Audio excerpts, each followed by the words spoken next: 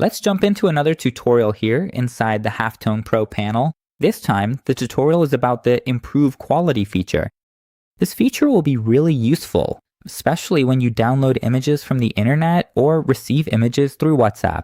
As a result, the quality of the image drops drastically with this kind of download. You end up with an image that's really noisy with a lot of pixelation, and that gets in the way when you try to apply the halftone effect.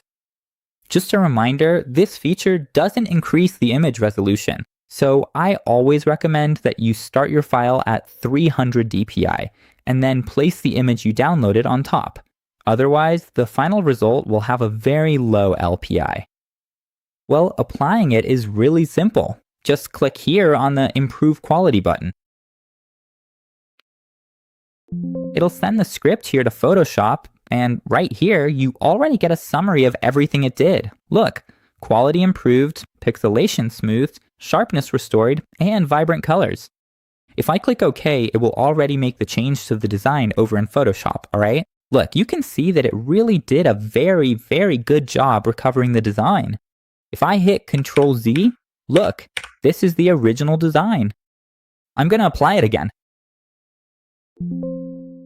I click OK. Just look at how much the quality of the design changes. This is a really interesting feature.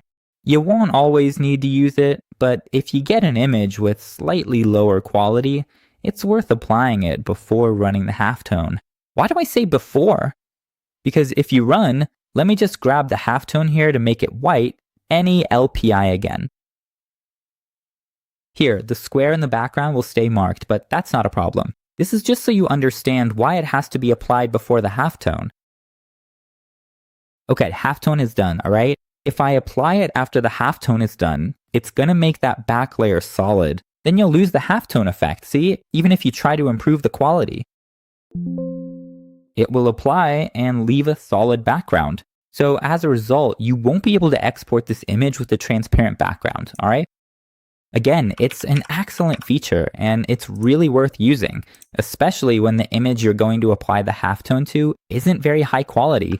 You can improve it, and this is the perfect tool for you to use.